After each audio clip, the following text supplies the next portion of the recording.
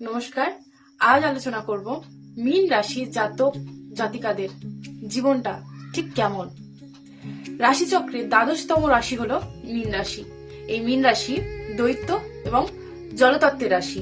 প্রতীক দুটো মাছ, একটি মাছ আরেকটি মাছের পিছনে দৌড়চ্ছে মনের মতো সঙ্গী পাওয়ার আশায়, কিন্তু মনের মতো সঙ্গী এরা কখনোই পায় না। সময় মনের মধ্যে এই চিন্তাই তাদের থাকে যে মনের মতো সঙ্গী এরা পাবে, কিন্তু সেটা কখনোই সম্ভব হয়ে ওঠে না।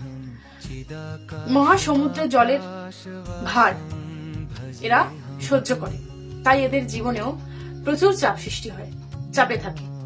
মাছ হলো আকর্ষণীয়, প্রচুর মানুষ বিভিন্ন ধরনের মাছ দেখতে পছন্দ করে, কিন্তু মাছ বারবার জালে জড়িয়ে যায়, বারবার তাদের জীবনটা সংঘর্ষপূর্ণ হয়ে ওঠে। এরা বদ্ধ থাকতে পারে না, ছটপট করে। এদেরকে বন্দি করে রাখলে এরা দম আটকে যাওয়ার মতো এদের পরিস্থিতিগুলো তৈরি হয়। এরা ঘুরে বেড়াতে, ট্রাভেলিং করতে ভীষণভাবে পছন্দ করে। মীন রাশি বা লগ্নের অধিপতি হলেন দেবগুরু বৃহস্পতি। সেজন্য এদের মধ্যে আধ্যাত্মিক চেতনা, জ্ঞান, দেব দ্বিজ ভক্তি অটুট থাকে। এদের মধ্যে জ্ঞান কিন্তু প্রচুর পরিমাণে থাকে। আপনি এদেরকে সবসময় দেখবেন এরা হাসি খুশিতে আছে, এদের মুখে সবসময় আপনি দেখতে পাবেন হাসি খুশি। যদি কোনো মানুষ এদের সাথে খুব ভালোভাবে মেশে, এদেরকে খুব ভালোভাবে জানতে চায়, তবেই সেই মানুষটা এদের মধ্যে কি চলে বুঝতে পারবে। তবে সেটা খুব সহজও হয় না। এরা যে কোনো কাজে মাস্টারি করতে পছন্দ করে, নিজের মতামত দিতে খুব পছন্দ করে, পরামর্শ দিতে পছন্দ করে, মানুষকে বোঝাতে পারে যে এরা কি ধরনের বা যে কোনো কিছু নিয়ে এরা কিন্তু বিশ্লেষণ করে দিতে পারে মানুষের কাছে। এরা ধীর স্থির ও নরম মনের মানুষ হয়, মানুষকে সহজেই বিশ্বাস করে। এই রাশির 3টি নক্ষত্র রয়েছে, পূর্ব ভাদ্রপদ, উত্তর ভাদ্রপদ ও রেবতী। যে নক্ষত্রে জন্ম নেবে সেই নক্ষত্র অনুযায়ী এদের চালচলন কিছুটা পরিবর্তন ঘটে। মীন রাশি বা লগ্নের জাতক জাতিকাদের মানসিক কষ্ট কিন্তু থেকেই যায় কারণে অকারণে, এবং এরা সবাইকে বোঝাতে চায়, কিন্তু এদেরকে ঠিক মতো কেউ বুঝে উঠতে পারে না। কালপুরুষের অন্তিম রাশি হওয়ার কারণে এদের ভাগ্য কিন্তু অনেকটাই দেরিতে খোলে। এরা বাড়ি থেকে দূরে থাকলে এদের দ্রুত ভাগ্যোন্নতি হওয়া সম্ভব হয়। এদের লোভ লালসা কিন্তু বেশি থাকে না। 30 বছর বয়সের পর এরা কিন্তু ভাগ্যোন্নতি করে। বৃহস্পতির সংখ্যা হলো 3। বৃহস্পতি কিন্তু কখনো কারো দাসত্বগিরি করেনি, যার জন্য এই ব্যক্তিরা কখনোই কারোর দাসত্বগিরি করতে পছন্দ করে না। নিজের কোনো কাজ করতে এরা পছন্দ করে।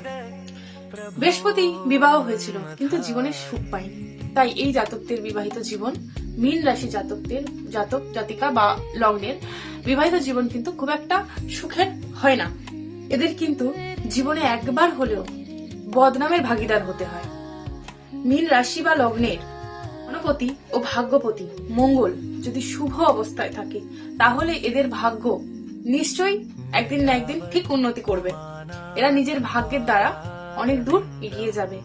এদের তৃতীয়পতি ও অষ্টমপতি শুক্র হওয়ার কারণে আত্মীয় স্বজন তাকে ক্ষতিগ্রস্ত হয় এবং সেইভাবে তাদের কাছ থেকে কোনো লাভ পায় না।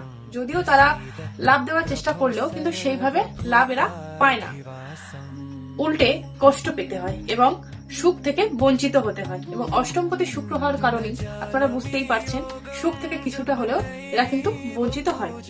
এদের চতুর্থ ও সপ্তমপতি বুধ হওয়ার কারণে এদের কিন্তু ব্যবসা ভালো হয়, ব্যবসার কারকগুলো ভালো, এবং পরিবার থেকে কিছুটা সাপোর্ট এরা পেয়ে থাকে। নিজের বুদ্ধির দ্বারা এরা কিন্তু ভাগ্যোন্নতি করে, মায়ের সাপোর্ট এদের থাকে, নিজস্ব কলা কৌশলে এদের কিন্তু বর্তমান থাকে, ব্যবসা এদের ভালোই হয়। পঞ্চমপতি মীন রাশি বা লগ্নের পঞ্চমপতি কর্কট, পঞ্চম ভাব কর্কট এবং পঞ্চমপতি চন্দ্র হওয়ার কারণে এরাও কিন্তু প্রেমিক হয়ে থাকে, রোমান্টিক হয়ে থাকে। এবং চন্দ্র যদি পীড়িত না হয় তাহলে কিন্তু প্রেম এদের ভালো হয়, কিন্তু চন্দ্র যদি কোনো কারণে পীড়িত হয়ে যায় তাহলে কিন্তু প্রেম এদের ভালো হয় না। বারবার ঘাত প্রতিঘাত এদের সহ্য করতে হয়, কিন্তু এরা প্রেমিক হিসেবে ভালোই হয়ে থাকে পঞ্চমপতি চন্দ্র হওয়ার কারণে। এবং এদের ষষ্ঠপতি রবি হওয়ার কারণে এদের কিন্তু চোখে মাথার সমস্যা আসে, কিছুটা পিতার সাথে মনোমালিন্য হয়ে যায়, এই জিনিসগুলো কিন্তু এদের ঘটে। এবং একাদশপতি ও দ্বাদশপতি মীন রাশি বা লগ্নে একাদশপতি ও দ্বাদশপতি শনি হওয়ার কারণে এদের ভাগ্যটা সেই বলেছিলাম আগে অনেকটা দেরি হয়, লেট হয়ে যায় যে কোনো কিছু। শনি ধীর স্থির কারক গ্রহ, সেই জন্য এদের ভাগ্য অনেকটাই দেরিতে হয়। আয় যেরকম দেরিতেই আসে এবং ব্যয়টাও কিন্তু হয়, ততটাই ব্যয় হওয়ার সম্ভাবনা এদের থাকে। দেরিতে আয় হবে এবং ব্যয়টাও সেরকমই হয়ে যায়।